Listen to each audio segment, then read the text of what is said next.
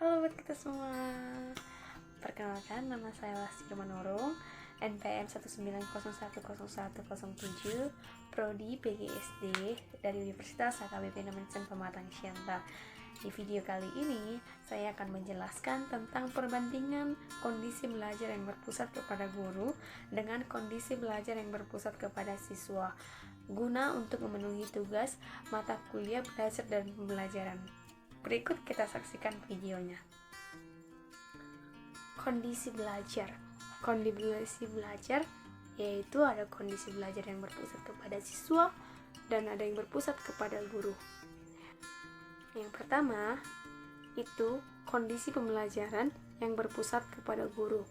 Bisa kita lihat slide-nya. Pada kondisi pembelajaran ini, guru lebih banyak melakukan kegiatan belajar mengajar. Pada saat mengikuti pembelajaran, siswa hanya sebatas memahami sambil membuat catatan bagi yang merasa memerlukannya. Kemudian, pada kondisi ini, guru menjadi pusat peran dalam pencapaian hasil pembelajaran dan seakan-akan guru itu menjadi satu-satunya sumber ilmu. Kemudian, kondisi pembelajaran yang seperti ini membuat guru semakin cerdas, sedangkan siswa hanya memiliki pengalaman mendengar paparan saja. Alhasil, siswa yang kurang mampu mengapresiasi ilmu pengetahuan menjadi takut untuk berpendapat, tidak berani mencoba, dan akhirnya cenderung menjadi pelajar yang pasif dan miskin akan kreativitas. Seperti itulah kondisi pembelajaran yang berpusat kepada guru. Jadi di sini guru yang berperan aktif, siswa itu hanya sebatas mendengarkan saja, mendengarkan arahan dari gurunya, seperti itu. Kemudian yang kedua, kondisi pembelajaran yang berpusat kepada siswa. Pada kondisi pembelajaran ini, yang pertama, diharapkan siswa untuk terlibat secara aktif dalam pembelajaran maupun malah membangun pengetahuan, sikap, dan perilaku. Kemudian, dalam kondisi ini, proses pembelajaran yang berpusat pada siswa diharapkan dapat berpartisipasi secara aktif, selalu ditantang untuk memiliki daya kritis, mampu menganalisa, dan dapat memecahkan masalahnya sendiri. Nah, tentu berbeda ya dengan yang sebelumnya. Dalam kondisi pembelajaran yang berpusat kepada siswa ini, siswa yang diharapkan lebih aktif, lebih berperan aktif, seperti itu. Jadi, menurut saya di sini perbandingannya yaitu jika dia berpusat kepada guru, pembelajarannya berpusat kepada guru, itu akan mengakibatkan siswa itu lebih malas dan miskin akan kreativitas. Sementara di pembelajaran yang berpusat kepada siswa itu diharapkan untuk membuat sendiri, berkreasi sendiri. Artinya dia akan banyak kaya akan kreativitas, seperti itu. Itu menurut saya perbandingannya dari slide di atas tersebut. Kemudian contoh konkret atau contoh nyata yang saya ambil dalam perbandingan kondisi belajar siswa dengan yang berpusat kepada guru dengan yang berpusat kepada siswa, itu saya ambil contohnya dalam pembelajaran IPA. Pada kondisi teacher center atau berpusat kepada siswa, guru itu lebih sering menjelaskan dan menggambarkan di papan tulis materi pembelajaran IPA. Misalnya saya ambil itu seperti menggambarkan rangka manusia, seperti menerangkan proses pelarutan, dan lain sebagainya. Sementara pada kondisi student center, siswa itu langsung dibawa ke dalam laboratorium yang bertujuan agar siswa dapat menggali sendiri ilmu pengetahuannya dan menumbuhkan kreativitas dan kemandirian siswa tersebut. Untuk lebih jelasnya, bisa kita lihat perbandingan pada slide di atas. Pada slide tersebut, tentu tampak jelas ya perbedaannya. Pada teacher center itu hanya digambarkan di papan tulis. Sementara pada student center itu biasanya kalau anak IPA itu selalu dibawa ke laboratorium. Itu berguna untuk meningkatkan kreativitas si anak tersebut dibanding yang hanya di dalam kelas saja. Kemudian, kita akan membahas kondisi pembelajaran yang berpusat kepada siswa berdasarkan pendekatan ilmiah atau scientific approach. Kondisi pembelajaran berpusat pada siswa berdasarkan pendekatan ilmiah itu siswa merumuskan masalah itu dengan harus jelas dan spesifik. Kemudian, masalah itu merupakan hal yang dapat diamati dan diukur secara empiris. Artinya masalah yang diambil itu harus bisa diukur. Kemudian, jawaban permasalahan didasarkan pada data. Jadi jawaban yang didapat itu berdasarkan data yang kita ambil, seperti itu. Kemudian, proses pengumpulan dan analisis data serta pengambilan keputusan berdasarkan logika yang benar. Nah, jadi pengambilan keputusannya itu berdasarkan logika yang benar dan masuk akal, seperti itu kira-kira. Kemudian, kesimpulan yang didapat siap, terbuka, dan untuk diuji oleh orang banyak. Jadi kesimpulannya itu harus siap diuji oleh orang banyak. Seperti itulah kondisi pembelajaran yang berpusat kepada siswa atas dilihat dari kacamata berdasarkan pendekatan ilmiah. Kemudian di sini kita akan menggambarkan kondisi belajar peserta didik ditinjau dari prinsip pembelajaran berbasis masalah atau problem basic learning. Sebelumnya kita harus mengetahui apa sih itu problem basic learning atau disingkat dengan PBL. Pembelajaran PBL merupakan suatu pendekatan pembelajaran di mana siswa mengerjakan permasalahan otentik dengan maksud untuk menyusun pengetahuan mereka sendiri, mengembangkan inquiry, keterampilan berpikir tingkat lebih tinggi, mengembangkan kemandirian dan percaya diri. Jadi maksudnya di sini PBL itu merupakan pendekatan yang mampu membuat daya pikir atau keterampilan berpikir itu lebih tinggi. Kita akan menggambarkan kondisi pembelajaran yang berpusat kepada peserta didik ditinjau dari permasalahan berbasis masalah. Yang pertama, mengklarifikasi permasalahan.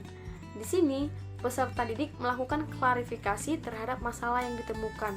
Kemudian ada dengan nama yang diistilahkan dengan brainstorming, yaitu artinya curah pendapat. Jadi di sini peserta didik melakukan brainstorming dengan cara sharing information, klarifikasi information, dan data tentang masalah yang ada, melakukan kerjasama atau working together. Kemudian peserta didik mendapatkan deskripsi dari masalah. Apa saja yang perlu dipelajari untuk menyelesaikan masalah, seperti menemukan penyebab masalah dan menyusun rencana untuk menyelesaikan masalah tersebut. Peserta didik menyusun dan menggambarkan action plan untuk mengembangkan atau menyelesaikan masalah mereka. Yang ketiga, itu pengumpulan informasi dan data. Di sini peserta didik melakukan kegiatan pengumpulan data dan informasi terkait dengan penyelesaian masalah.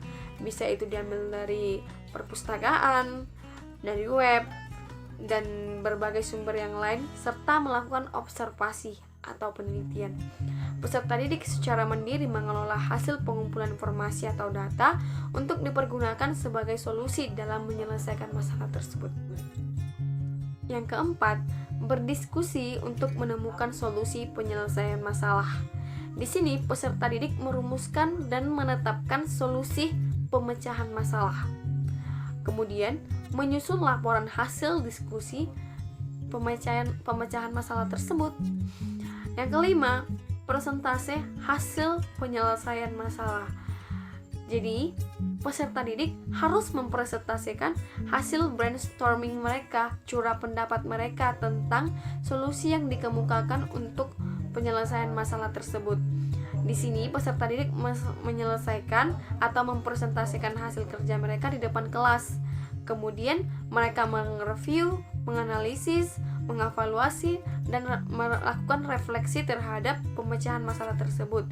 Kemudian peserta didik akan melakukan perbaikan berdasarkan hasil diskusi mereka. Yang keenam, refleksi. Peserta didik mengemukakan ulasan terhadap pengembangan yang dilakukan, dan guru dan peserta didik akan memberikan apresiasi atas partisipasi semua pihak. Contohnya dalam kehidupan sehari-hari itu, ketika presentasi sudah selesai, guru maupun dosen memberikan apresiasi atau tepuk tangan atau pujian terhadap kelompok yang maju seperti itu. Di sini saya akan mengambil contoh konkretnya yang saya hubungkan dengan prinsip PBL pada kondisi pembelajaran yang berpusat kepada siswa. Saya ambil contoh permasalahannya itu menumpuknya sampah di lingkungan. Yang pertama, guru menunjukkan kepada peserta didik sebuah foto atau gambar yang menunjukkan menumpuknya sampah di tepi jalan. Kemudian, peserta didik akan mengamati gambar yang ditunjukkan oleh guru tersebut. Dan peserta didik diminta untuk memberi tanggapan dan pendapat terhadap gambar atau foto yang diberikan.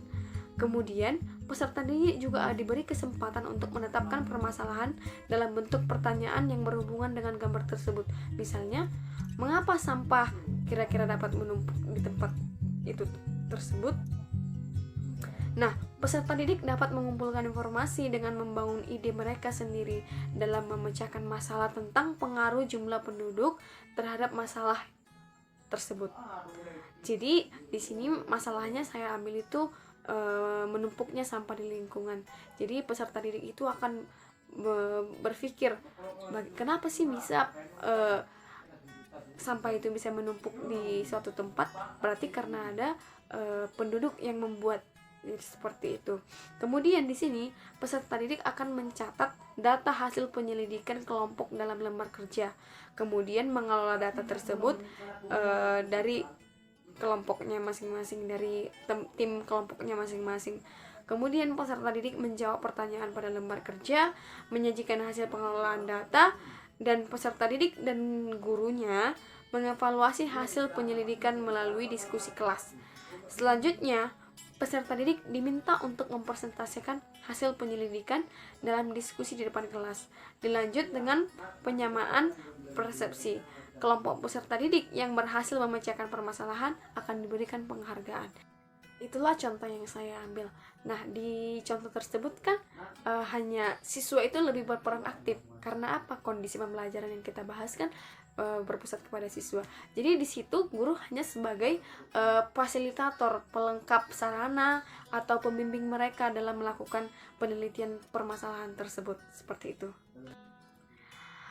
Selanjutnya, bagaimana ya kira-kira penerapan yang berpusat kepada siswa melalui prinsip PBL dalam pembelajaran daring? Kita akan bahas di sini juga. Jika ditinjau dari prinsip problem based learning dengan pembelajaran daring, itu bisa terjadi dengan cara mungkin yang pertama itu klarifikasi masalahnya dilakukan secara daring atau online dengan menggunakan teknologi seperti handphone, laptop, dan lain-lain. Yang kedua, melakukan brainstorming atau curah pendapat secara daring juga dengan menggunakan aplikasi yang bisa berbicara dengan teman satu kelas maupun satu kelompok. Contohnya itu seperti aplikasi Zoom, Google Meet. Yang ketiga, pengumpulan informasi dan data. Ini juga dilakukan secara daring atau secara mandiri di rumah masing-masing dan akan didiskusikan kembali melalui aplikasi Zoom. Yang keempat, berdiskusi untuk menemukan solusi penyelesaian masalah. Dalam diskusi ini juga ditentukan gimana sih solusi masalah tersebut, dan itu juga didiskusikan melalui aplikasi Zoom tersebut, seperti yang biasa kita lakukan kalau kita sedang kuliah online, sedang kuliah daring, seperti itu. Yang kelima, presentasi hasil penyelesaian masalah. Nah, mempresentasikan sebuah hasil pun melalui Zoom juga kalau pembelajarannya secara daring. Agar apa? Agar semua kelompok yang lain bisa melihat presentasi kita. Apalagi dikarenakan pandemi seperti ini kan tidak bisa bertemu dengan teman satu kelompok kita. Jadi kita melakukannya secara daring melalui aplikasi yang sudah tersedia. Yang keenam, refleksi. Guru dan peserta didik akan memberikan apresiasi atas partisipasi semua pihak. seperti berterima kasih dan memberikan tepuk tangan seperti itu. Dan itu juga dilakukan setelah presentasi melalui aplikasi yang sudah tersedia. Seperti itulah kondisi belajar berpusat kepada siswa secara online ditinjau dari problem based learning.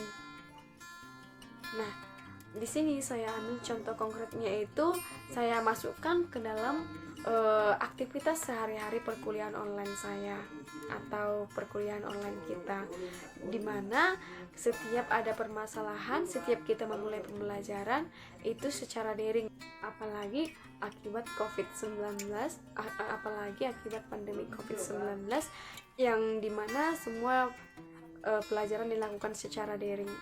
Nah, seperti contohnya dalam sehari-hari itu, ketika kita melakukan perkuliahan online, ketika ada tugas, itu semua dikasih tahu, diberitahu lewat aplikasi yang sudah ada, yaitu seperti Zoom.